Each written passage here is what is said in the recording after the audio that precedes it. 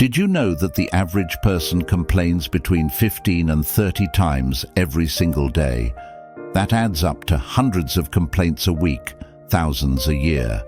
Now imagine what could happen if you reclaimed even half of that energy and directed it toward things you could actually control. What would your life look like then?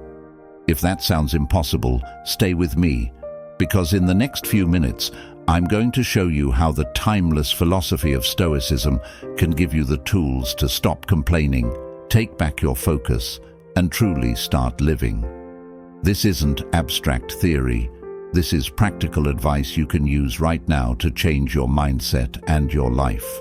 Let's start with something we can all agree on. Life isn't always easy. There are traffic jams, rude people, unfair bosses, and unexpected challenges at every turn. And for most of us, the first response to these situations is to complain. Think about it. Complaining feels like a way to vent frustration, to share your pain, or even bond with others over common struggles. But here's the kicker. Complaining might feel good in the moment, but it does absolutely nothing to change your situation. Worse, it can actually make things worse. Enter Stoicism, a philosophy that originated over 2,000 years ago, but is more relevant than ever today. At its core, Stoicism is about focusing on what you can control, accepting what you can't, and finding peace in the present moment. Today, I'll guide you through some practical Stoic principles and show you how to apply them to your daily life. By the end of this video, you'll not only understand why complaining holds you back, but you'll also have actionable steps to break free and embrace a more fulfilling way of living. Sound good? Let's get started. We've all been there, stuck in traffic. The Wi-Fi is slow, someone interrupts us at work, and suddenly we're ranting to anyone who will listen. Complaining has become our default response to frustration. But here's something most people don't realize. Complaining isn't harmless. It creates a negative feedback loop in your brain. When you complain, your brain starts to associate negativity with a reward, and over time, this rewires your thought patterns. You're more likely to notice the bad in every situation, making you feel more stressed, more anxious, and less satisfied overall. Stoicism isn't about suppressing your emotions or pretending everything's fine. It's about learning how to approach life with wisdom and perspective. Let's break down 3 core principles. 1. Focus on what you can control. The philosopher Epictetus said, "Some things are within our power, while others are not." It sounds simple, but it's incredibly profound. Imagine you're caught in traffic.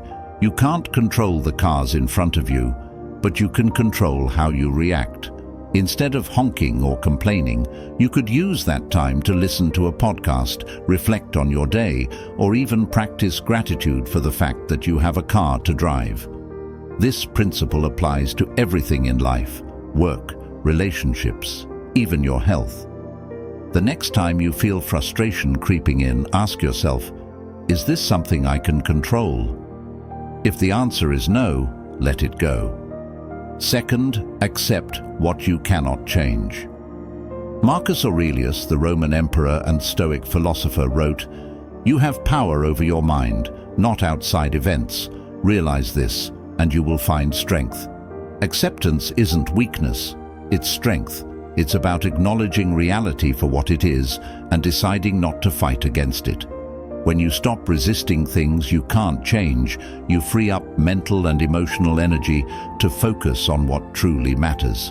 Think of it this way: a river doesn't try to push against rocks in its path. It flows around them.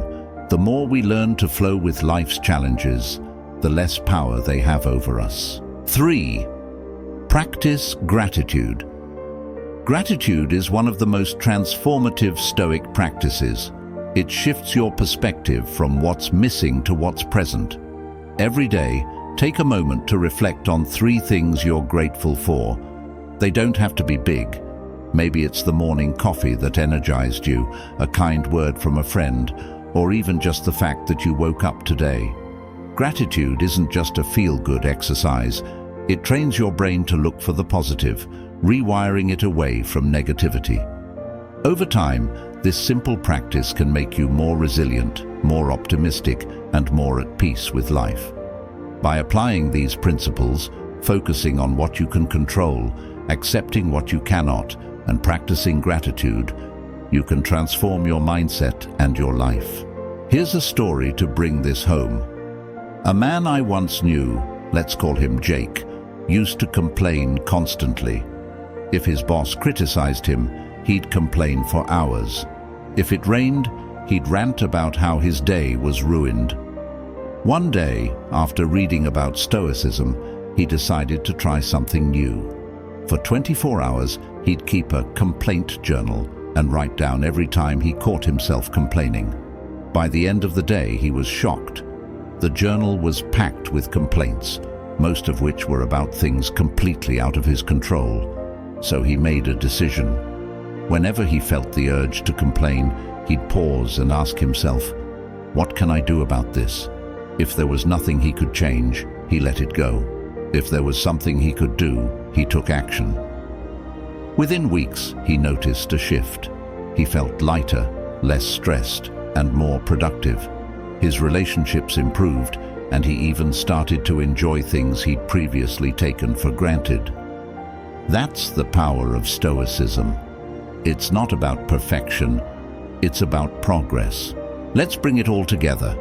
Complaining drains your energy, rewires your brain for negativity, and keeps you stuck. Stoicism teaches us three powerful lessons: focus on what you can control, accept what you cannot, and practice gratitude. By applying these principles, you can stop being a victim of your circumstances and start living with purpose, peace, and clarity. Life is too short to waste on complaints.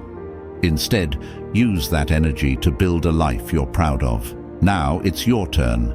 In the comments, share one thing you've been complaining about recently. How might you apply Stoic principles to reframe it? And if you're ready to dive deeper into Stoic philosophy, check out my next video. Don't forget to like this video, subscribe to the channel, and hit that notification bell. Let's make Stoic wisdom a part of your journey to a better life. Until next time, stay strong, stay Stoic.